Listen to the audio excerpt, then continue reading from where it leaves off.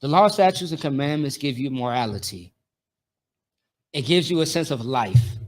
Unmorality is you choosing death. That's what that is. So when you decide to, want to be the biggest drug dealer in the world, that's a bad sense of shame. All right, ain't no glorious about that. Your life is dependent on somebody else's death, literally. Right. That's really what that is. That's a shame. All right, and then also too, children are being unalive in the process, and people are losing their mothers, their aunties, their uncles, their fathers, and you're in prison and all this terrible stuff, man. It's all because you want to be unmoral. And to be unmoral just means that you don't keep the laws at all. Right. You don't keep the commandments or the statutes. But to be moral means that you have a soul, that you want to live. And that's where the law, statutes, and commandments come from. That's literally why we keep the law, statutes, and commandments, because so that way you can actually live and not be unalived, or not to be in the grave, so to speak. That's the purpose of it, man. All right, go ahead. Verse 4, whereby are given unto us exceeding great and precious promise. I'm sorry, hold on 1 second. Which verse is that? Verse 4. I want you to read it one more time. Verse 4, whereby are given unto us exceeding great and precious promises, that by these ye might be partakers of the divine nature. Go ahead, you got it. Having escaped the corruption. Escaped the corruption that is in the world through lust. Right. So now this is saying, because you receive all these things that Christ has taught us, the law, statutes, and commandments, right? Now, of course, with the law, statutes, and commandments, it's not okay. It's simple, but there's things that come with it. Like, in order to serve the Most High, it's not grievous, like how Paul said. The laws are not grievous, right? But at the same time, you have to put in the work to serve the Most High. You have to put in the work to keep the law, statutes, and commandments. And to keep the law, statutes, and commandments, you have to apply it. You have to live it day by day. You have to live this thing. You can't just say, I serve God, and you don't do anything that he says to do. What are you talking about? Right. Faith without works is dead. That's right. All right? Because if you're not applying what Christ said or what the Most High said, then you're sinning. That's what you're doing. And period. Like, that's really it. If you're not applying anything that they are, that the book says, you ain't doing nothing. That's right. Like, what are you doing? Nothing. You are lazy. You are just filth. And that's it. You are a piece of garbage. All right, because you ain't doing nothing that the Bible says, but yet you serve God and you love God. That's right. Well, my question is this: what God are you talking about? Because it can't be the God of Israel. Because as far as the Bible, this only belongs to Black, Hispanic, and Native Indians. That's right. And that's a different topic for another day. All right, and it's true. This Bible is not for everybody. It is for a particular type of people, a nation. Tribes, so on and so forth. All right. And this is all in the Bible. These ain't my words. Okay. Go ahead. Verse 5. And beside this, given all diligence. Mm-hmm. Add to your faith virtue, and to virtue knowledge. Right. Now, once again, Peter is elaborating of what the law, statute. Okay, so with the law, statutes, and commandments, which Christ had showed us how to keep, he's telling you and explaining what it gives you, what it does for you. I saw the word diligence. Diligence is zeal. Because of the law, statutes, and commandments, you have the zeal to continue to serve the Lord, because it comes with benefits. All right, and everything that you do there's an outcome. When you keep the law, statutes, and commandments, there's an outcome. And the outcome is that you are going to, you know, do righteous deeds. You are going to be rewarded by the Lord. Now, of course, you can have persecution that comes with this as well. Don't get it twisted. That can definitely happen. People will make fun of you, talk about you.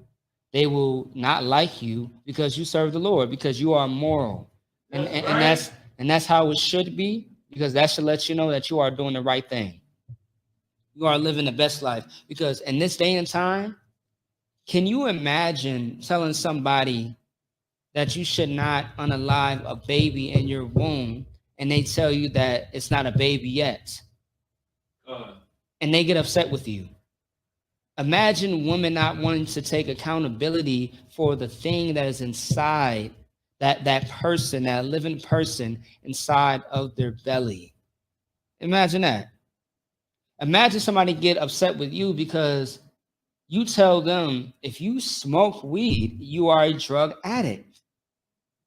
That's right. But yet they tell you, no, I'm not an addict. But then they get upset and look at a person who smokes cigarettes as an addict when they're not. Imagine that. And imagine telling the person you don't smoke because you are not a sinner. And you don't smoke because it's unlawful. Imagine that. Also, too, imagine telling a man that they are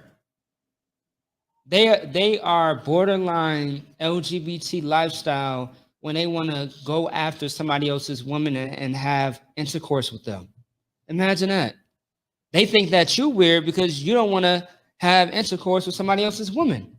Well, if there's more women than men, if there's more women than actual men out here, why can't you just go ahead and get your own woman that's not being touched or being humbled by anybody else?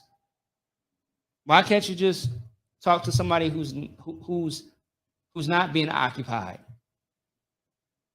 There's available women out here. I mean, there's so many single sisters out here. Why can't you just talk to that sister who is single? But yet you want to talk to the sister who is taken. I think you really want that man. That's right. You really want that woman's man. Because why would you want somebody else's property? Why would you want somebody else's woman? That's weird. That is absolutely weird. Right. All right, like that's very weird. Like you have a issue, you have a problem, you need help. Okay, you need some help. Like that is very LGBT lifestyle. You are on the spectrum of that. But anyway, I'm getting on the point to say this. We have to get back to actually showing each other respect, showing each other, that we actually care about one another. That's right. Because of the lack of respect and all the disrespect, this causes a lot of issues for us. And we got bigger problems, man. That's right. If you do not know, America and the rest of the earth is at war. All right? It's happening right in front of your eyes. Y'all just hearing about Israel and Palestine and Russia and Ukraine. There's more than that happening right now. It's just not being covered on the news. Okay, it's not being covered on the media. Like you got to open up your eyes. You got to really pay attention. It's time to put the weed down because you are a weed addict, and it's time to really, get busy and stop being silly and immature. All right? It's time to really stand up if you are a man. That's right. You know what I mean? Like, and you sisters, man, it's time for y'all to stop being so silly and goofy all on the internet. And every year it's the same thing. Right. Oh, a man can't do this, a man can't do that. Like damn, every year it's the same thing. Like the topics are the same: child support, being an independent Black woman, and what a man what's in a man's bank account, what he has to have in order to take care of me.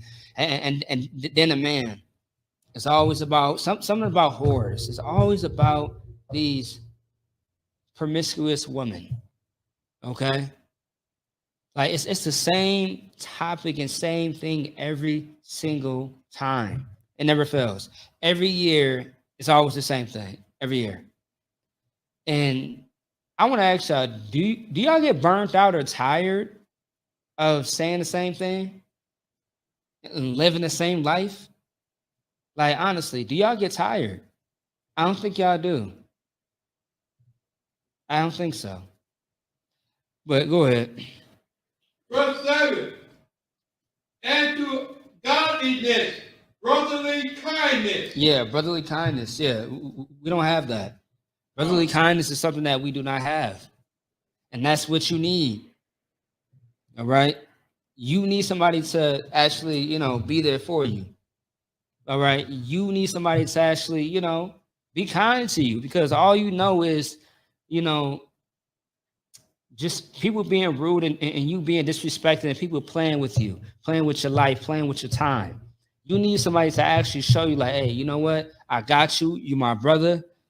I'll let my life down for you. All right. Is that hard to ask for? And also too, you are so afraid of even having a relationship with anybody because simply you have been betrayed by everybody that you know. Right. Family, friends, your children, your woman, relationships, you name it. I get it. I get why you got trust issues, but look, you are going to have to open up to somebody. Right. Everybody is not the same. All right. There are some people out here who actually might actually give a damn about you. They may just care about you. They may actually lay their life down for you. You never know.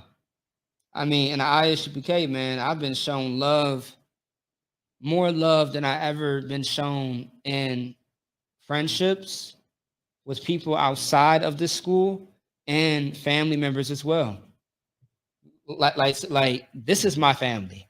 Right. These are my friends. Actually, give me the precept where I want you to type this in your phone. Give me the precept that says, ye are my friends if you keep the law. So when you put that in your phone, right, at the end, always hit KJV. So paraphrase it and then hit KJV and you got it. And this is Christ, man.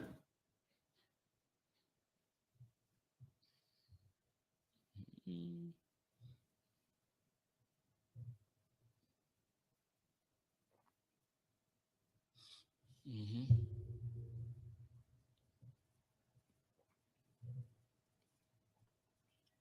Got it. Got it, warrior, or not yet.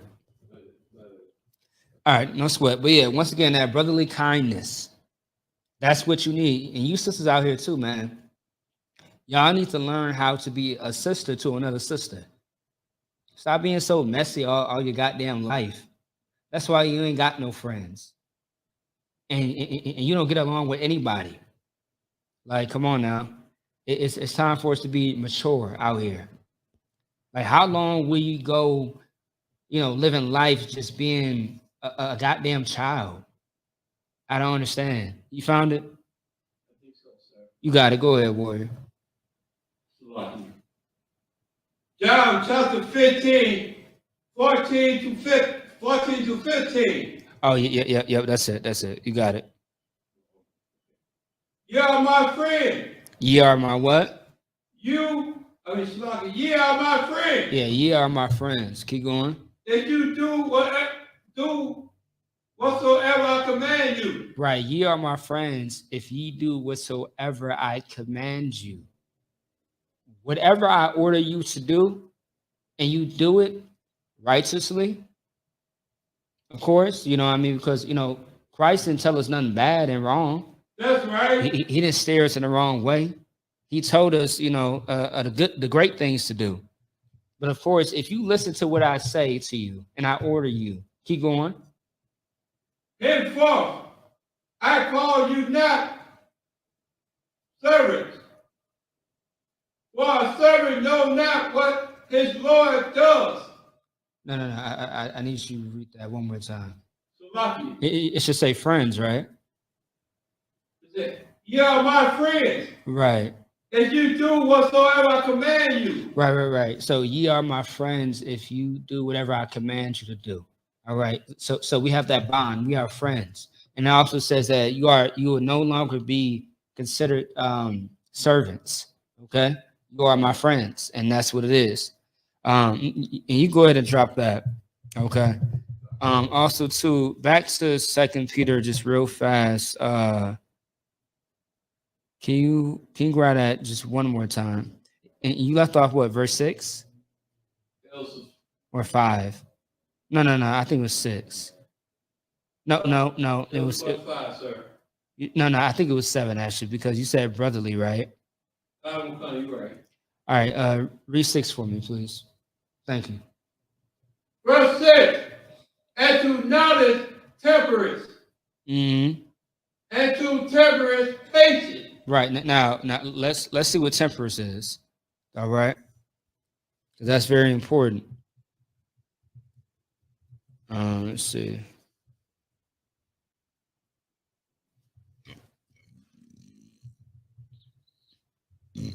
One second.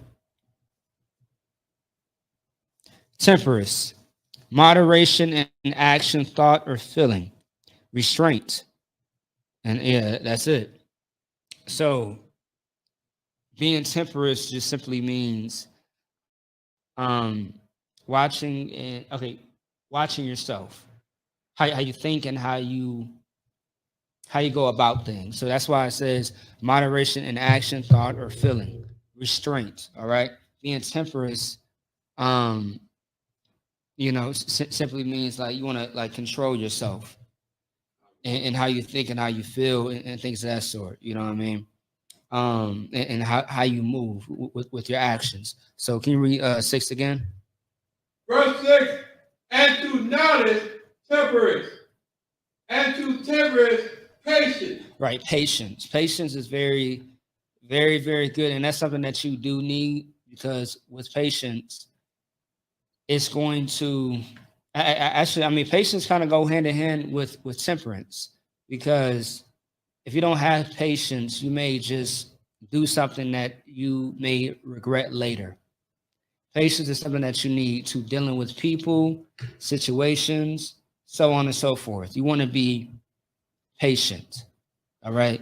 Patience is something that everybody does not have. That's right. But you want to practice and learn to build it up. All right. Because patience is definitely something that you will have to have when you are dealing with people and their problems and situations. That's right. All right. Go ahead. And to patience, godliness. Yeah, godliness. So godliness in a sense is, let me get it, but like more like, righteousness. That's right. Godliness. Hold on. One second.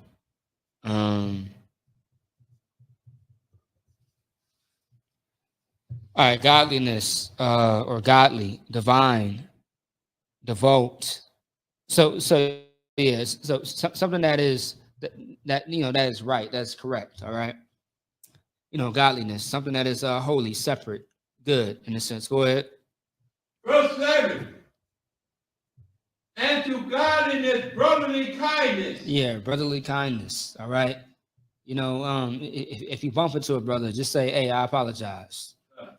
Excuse me. Otherwise, how you say excuse in Hebrew is salak. Salak. Salak is excuse. But if you want to say excuse me, salakia. Salakia. All right.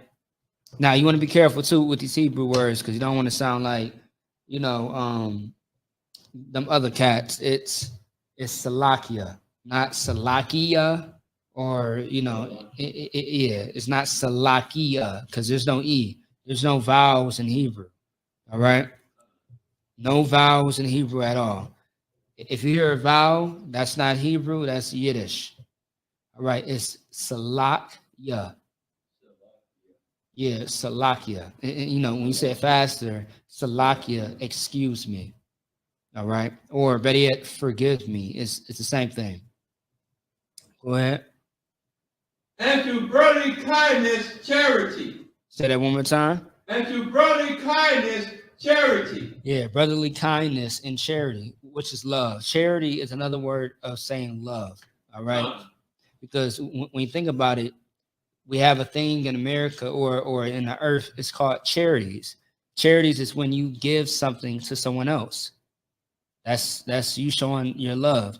So like food drives and clothing drives and all those things. Charity just simply means when you give somebody something else. But of course, it's something good out of respect. All right, charity. Charity is it's love in a sense. Okay, charity is you giving back, giving to someone in a nutshell. All right, it's not the exact definition, but damn near. Go ahead. Verse 8. For if these things be in you and abide, they make you that ye shall neither be buried nor unfruitful in the knowledge of our Lord Yahweh Mashiach Christ. Okay, and that's fine. Give me the one precept. Let me see. Select it. Let me see real quick. Give me the one precept where it talks about. Actually, let me get Joshua 1:7. I want Joshua 1:7. No, you know what? You know what? Hold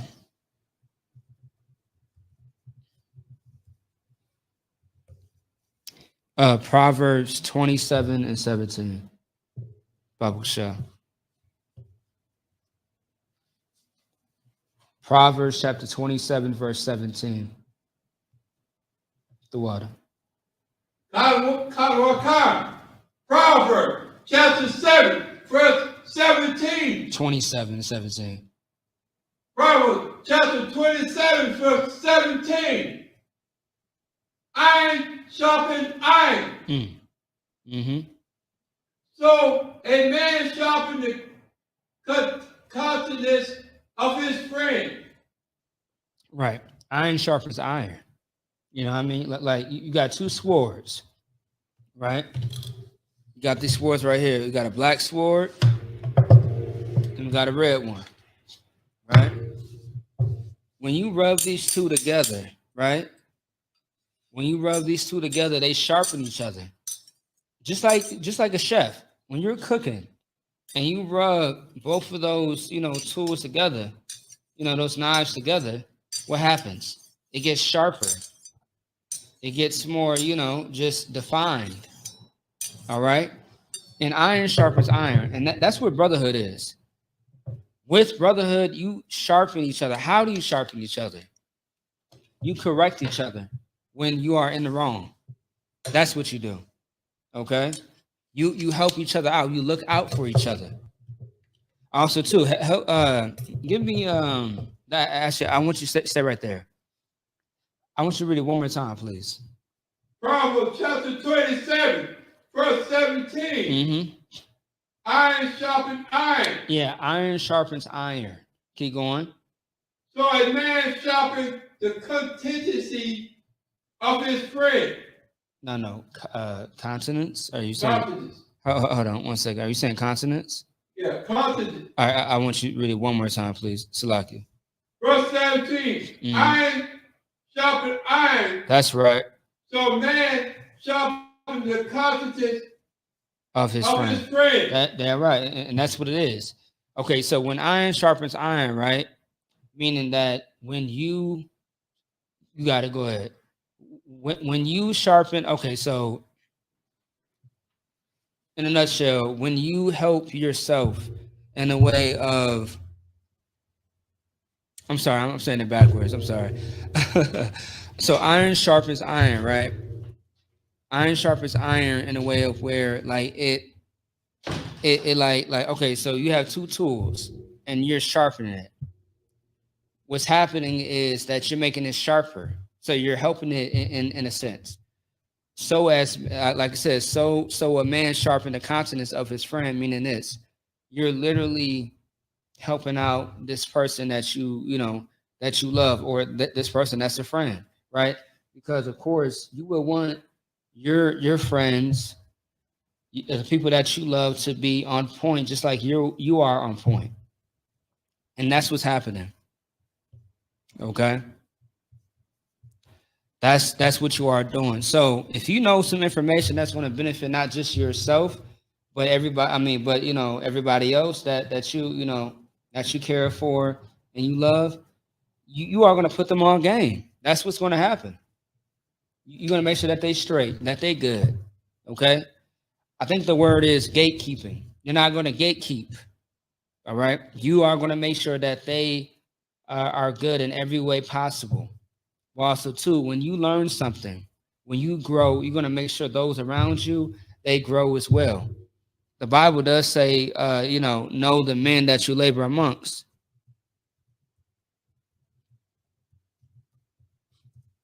Let me see. Give me 1 second. All right.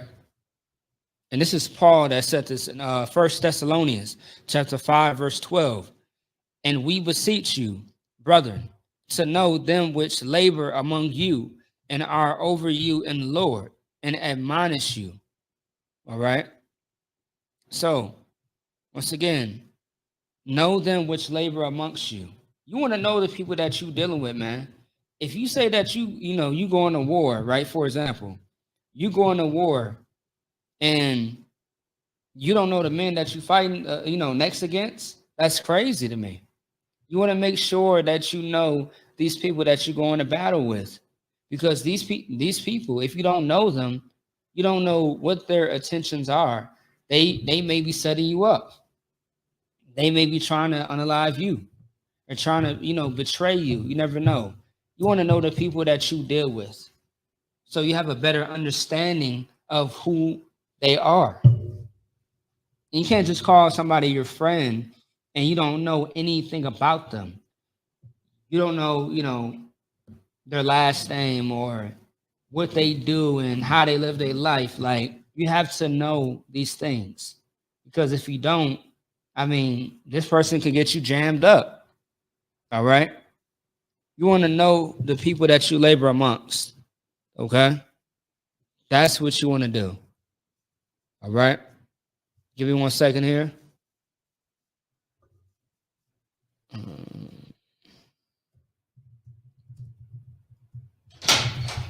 Okay. Also, too, I want to get just one last precept real quick. Um, this is going to be, I think, in the New Testament, Ecclesiastes 4 and 9. Yeah, I need that real quick.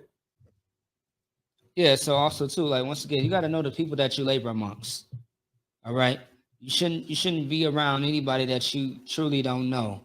You can't call somebody a friend if you don't know nothing about them. That's right. That sounds absolutely insane. Like, how is this person your friend and you didn't know that they were on the run for unaliving somebody, or the fact that they were plotting against you? Like, you got to know who this person is. And also too, you really want to start knowing who people really are, because lately I saw a story where uh uh this nanny this nanny was assaulting the children that she was watching, if you know what I mean. She was assaulting the children, and the parents did not do a background check on the nanny. Right. So this woman became a nanny, but was able to hide her record somehow. I don't know how exactly, but I'm looking for more details very soon. But anyway, this woman was able to persuade her way into becoming a nanny, and the family didn't know that she was a offender. All right. I got to say certain words because TikTok and all these other apps and channels and whatever. But she was a registered offender, and nobody knew Right. until the child's said that, something was wrong with their body. All right. And the children went to go, I'm sorry, the parents checked out the child and found out that the child was being assaulted. And then later that woman, she had ended up in jail and she got fired, of course. But it's like, you really got to do your homework on people, man. That's right. I ain't saying you got to be in everybody's business, but know who you're dealing with. Right. If you're going to call somebody a friend, or if you're going to have some dealings with certain people, you got to know who you're dealing with. All right. But anyway, go ahead and read that out. Ecclesiasticus chapter 4. No, Ecclesiastes. Ecclesiastes. Yeah, you were right, because Ecclesiasticus is in the Apocrypha. All right. Go ahead. Chapter 4, verse 9. Mm-hmm. Two are better than one. Hmm? Because they have a good reward for their labor. No, I want you to read from the top again. Verse 9. Two are better than one. Right, two are better than one. Okay. In this context, this is talking about brotherhood. Two are better than one. Why is that? Keep going. Because they have a good reward for their labor. Right, because they have a good reward with their labor, right? When you have brothers, right? And I mean, honestly, with brotherhood, you can get a lot of things done.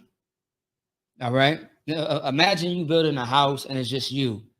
It may take a long time. But imagine if there's two brothers, 3, 4, 5, and 6. That work can be done in a faster time frame. But imagine also too, you got brothers, you have somebody else besides yourself to support you. And I'm going to explain why. Go ahead. Verse 10. For if they fall, the one will lift up his fellow. Right. So if one falls, the other one is going to lift up his fellow. So if you fall and it's just you by yourself, no one's going to catch you. You will fall. And also too, this is a precept that you want to understand, right? This is like a metaphor. All right. If you fall, who is going to be there to pick you up? That's right. So, for example, if you fall into depression, who's going to be there to pick you up? Because depression is a low state. So you fall into the ground is what? A low state. Okay? So if you fall, if you're depressed, if you are, down in your luck as far as paying your rent, paying your bills, I mean, I ain't saying, all your brothers are going to, pay all your bills for you. But I mean, you may just have somebody there to really help you. Like, hey, I'll loan you some money. Just when you get it back, just, send it to me. All right. No sweat. I got you. I know you good for it. I trust you. Hey, I got you. But if you fall and no one's there to pick you up, hey, like you are in a terrible spot. But I want you to read verse 10 again. Verse 10. Mm-hmm. If they fall, the one will lift up his fellow. Right, but if you fall, the other one will lift up his fellow. So, like, if you fall, I'm going to catch you. Okay? When I see that you have an issue and a problem, I'm going to talk to you about it. I'm going to make sure that you don't fall into a rabbit hole of that problem. Okay? Because I'm not going to allow you to be depressed. I'm not going to allow you to have all these problems in front of me. I'm going to make sure as my brother, as my sister, that you are all right. You know what I mean? I'm going to ask you, hey, how you doing? Aquas, how you doing, sis? Oh, I'm so wild, sir. I'm good. You sure? Well, yeah. I mean, what do you mean, sir? Well, I heard you on the phone, earlier. You didn't sound too happy. It sounded like you was going through something.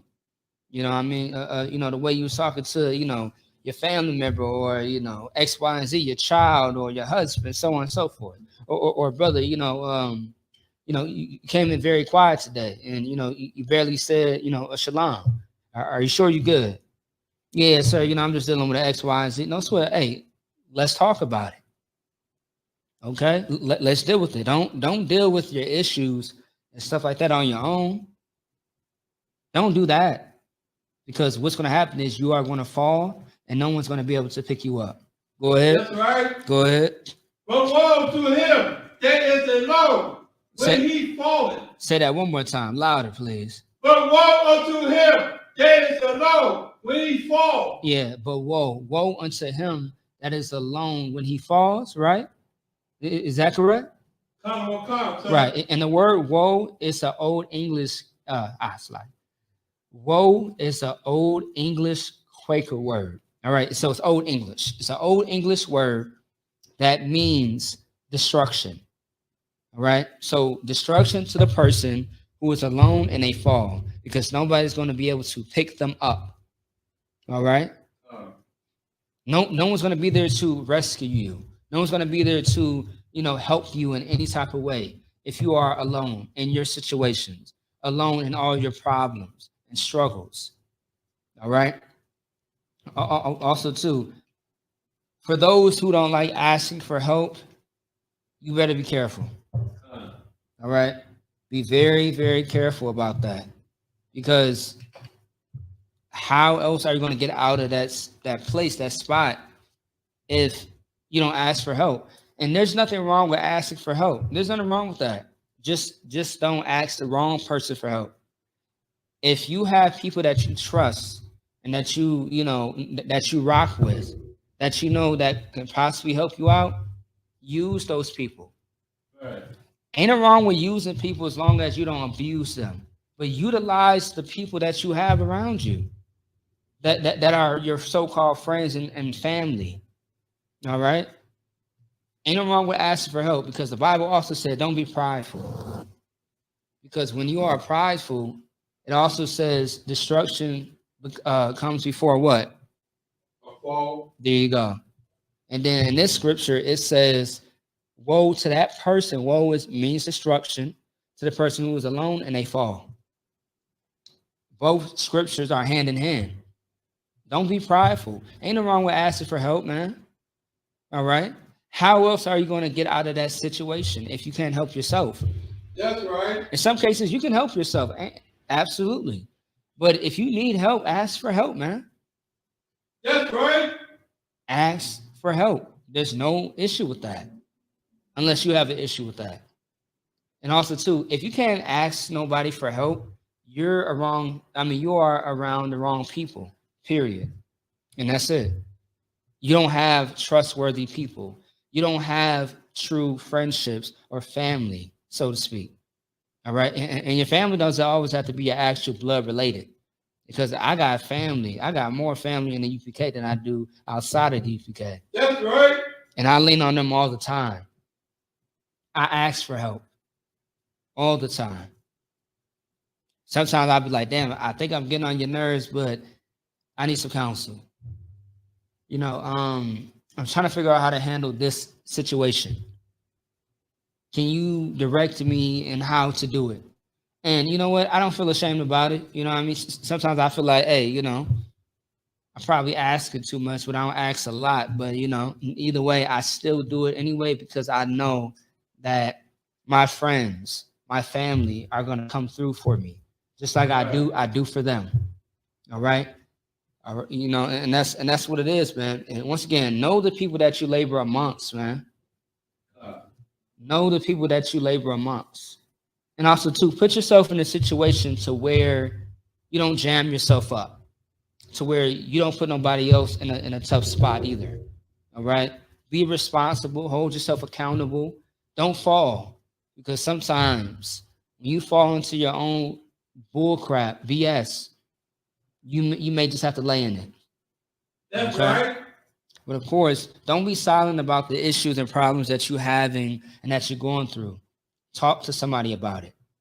Don't keep it all bottled in. Because we just talked about that earlier. That's going to hurt you in the long run. It may just hurt others as well. So, is that it on that? Got a little more, sir. You got it. Go ahead. For he has not an other to help him up. Say it again. For he has not an other to help him up. You want to say another. And other to help him up. Right. And he has not another to help him up. Right. That's because this person has fallen down on their own. And they fell to the point where they didn't ask for help. They didn't have nobody to help them. You want to be very careful about that, man. Okay. Once again, brotherhood is a weapon, but it's only a weapon if you utilize it. That's right. Anything can be a weapon as long as you utilize it, right? Okay. So brotherhood is a weapon. Sisterhood is a goddamn weapon as well. That's right. And you better utilize it when you need it. You ain't always gotta, fire off the shots every single time, but when you truly need it, use it. Use it. Okay? That's what you do. Use it when you need it. Don't just sit there and be like, oh yeah, brother's a weapon, brother's a weapon. And then we find out that, you ain't around anymore because you're depressed, because you're on drugs, because, X, Y, and Z happened. Like all these things happen, but how would anybody help you if you don't say nothing? Right. Woe unto you, because that's what's going to happen. You are going to hurt and destroy yourself in the process. All right. But that can all be avoided when you decide to let your brother and sister know what's going on so we can help you and come together. Because two is better than one. That's right. One is not better than anything. But two is better than one, but one by itself, yeah, you are going to fall. That's right. And, you might have to call life alert because I fall and I can't get up. That might just be you. So lock you. That may just be you.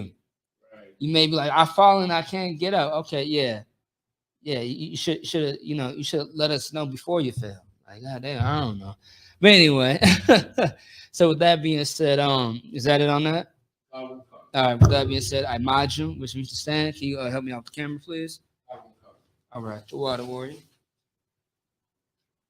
Just keep going up until I say stop. Boom, perfect. That's perfect. The water. All right. ISUK security announcements. We had an ISUK. Start out 1 West.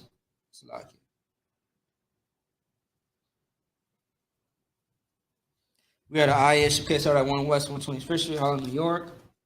Let me see. Rules to new brother and sister. When a new brother or sister comes to the school, they are off limits for 6 months. They are to be saluted only. They are here to show themselves to the world. If they need transportation, the teacher will arrange it. After 6 months, if a brother or sister has an interest in a particular person, he or she must get permission from the head to marry, to speak to a brother or sister. There's another 6 months in which the brother and sister will court each other. After this 6-month period, the brother and sister will get permission from the head to marry. Tithes, which is a commandment. You can find in Numbers chapter 18, verse 21, Malachi chapter 3, 8 through 10. It means 10th in the Hebrew, Mayashara. 10% of every penny of any increase the Lord gives you, give to the church department or teacher. Priest fund. Free will offering for priests, not mandatory. Whatsoever amount you would like. Upcoming holy convocations. We have Purim. Purim is February 23rd to the 24th. All right. Yeah, 23rd to 24th next year, coming up very soon. Then after that, we have Passover.